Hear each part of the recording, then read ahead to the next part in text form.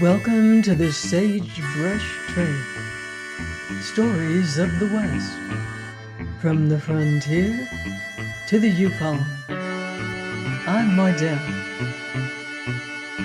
Reading Crossing the Plains, Days of 57 by William Audley Maxwell.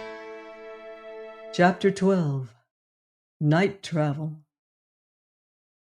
From the sink of the Humboldt, the little Darby party wished to complete the trip by the Carson route, thus separating from the majority.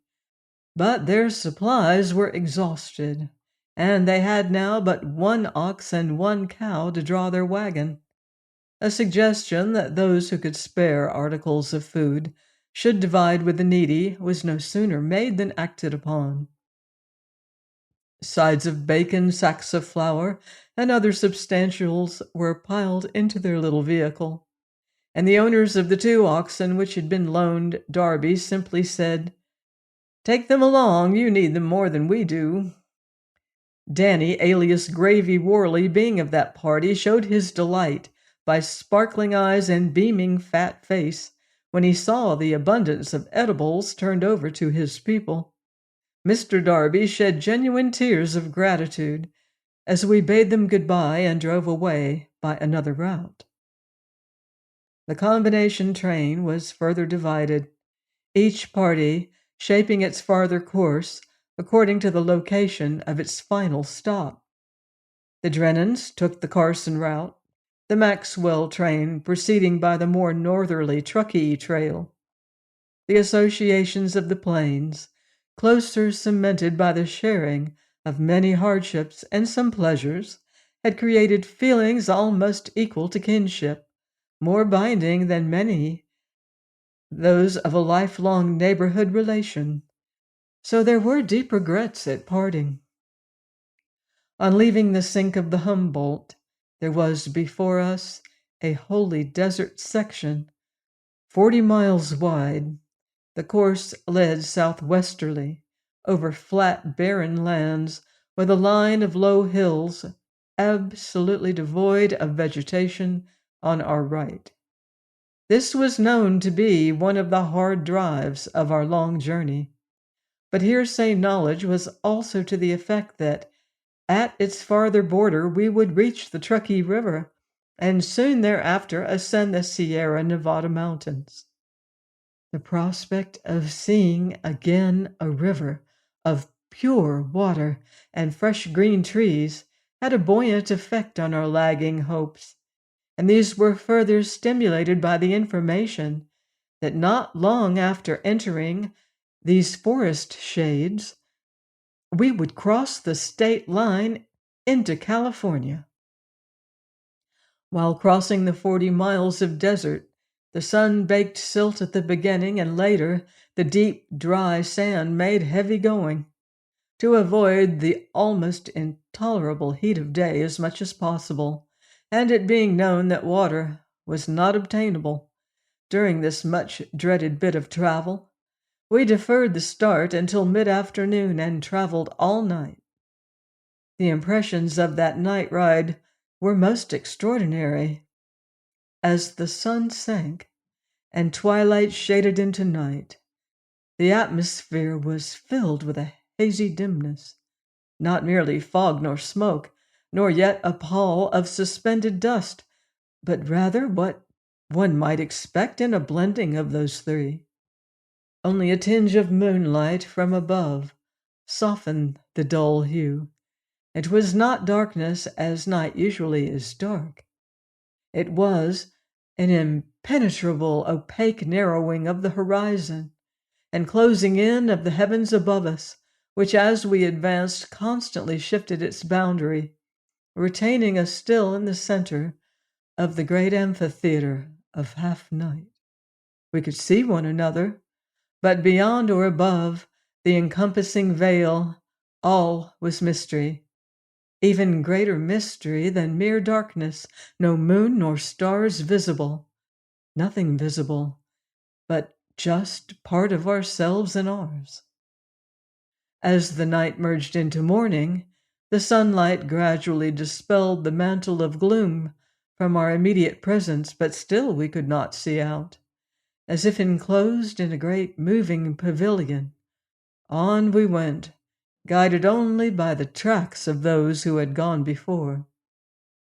In the after part of the night, the loose cattle, having been for 2 nights and a day without water, and instinctively expecting an opportunity to drink, quickened their pace, passing the wagons, the stronger ones outgoing the weaker, till the drove was strung out 2 or 3 miles in length along the sandy trail.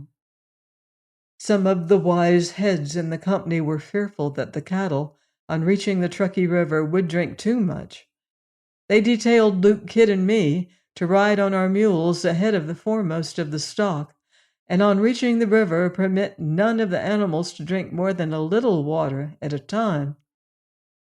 We went ahead during all that long morning, following what was surely to us the longest night that ever happened before or since.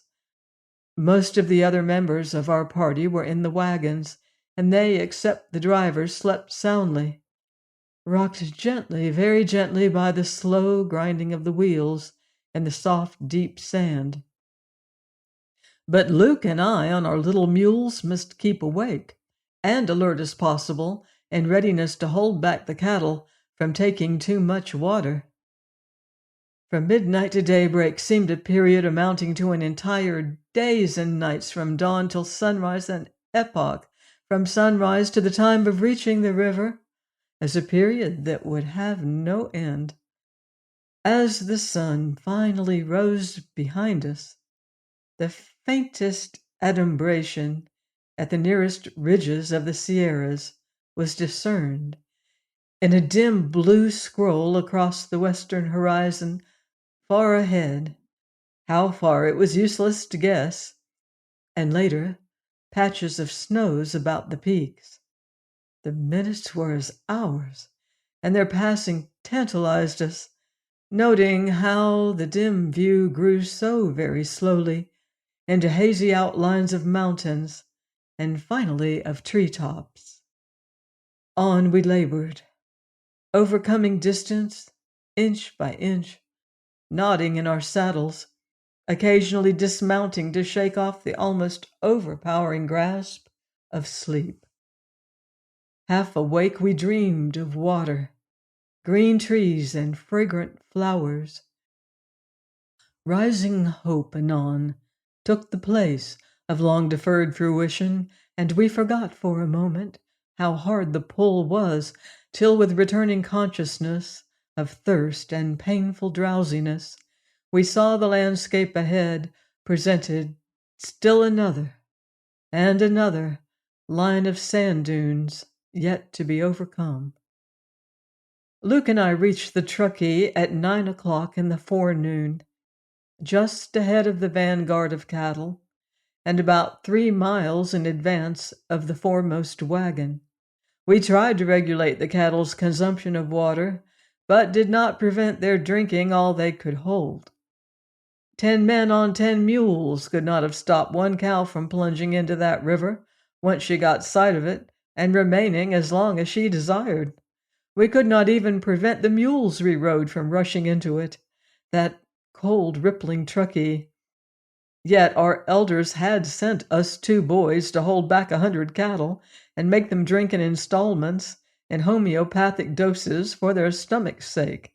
They dashed into the stream en masse, and seeing the futility of interfering, we gladly joined the cattle in the first good, long, cool swallow of clear, clean water within a period of 6 weeks.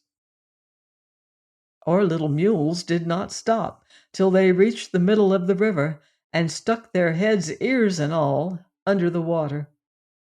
Luke's diminutive snuff-colored beast was so overcome by the sight and feel of water that she lay down in it with him astride, giving herself and her master the first real bath since the time that she did the same thing in the Platte River some 3 months previously. To us, the long-time sun-dried, thirsty immigrants, covered from head to foot with the dust from the Black Hills, overlaid with alkali powder from the Humboldt, veneered with ashes of the desert, all ingrained by weeks of dramatic absorption, rubbed in by the wear of travel, polished by the friction of the wind.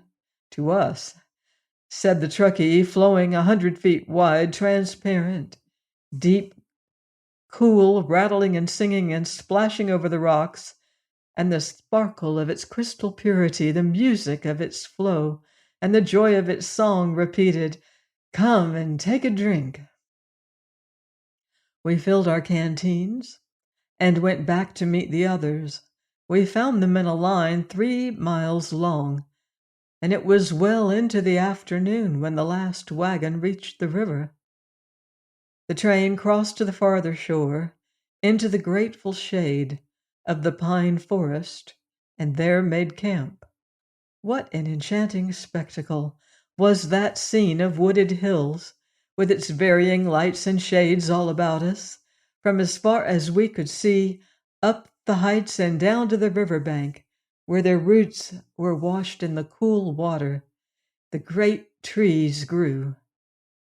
We were still within the confines of Nevada, but 2 men were there with a wagon load of fresh garden stuff, brought over from the foothills of California to sell to the immigrants.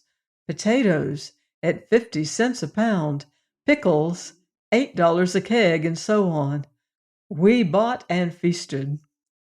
The camp that night by the Truckee River was the happiest of all. We had reached a place where green things grew in limitless profusion, where water flowed pure and free, and we were out of the desert and beyond the reach of the savage red man. Join me next time for more Western adventure and Crossing the Plains, Days of 57 by William Audley Maxwell, here on the Sagebrush Trail.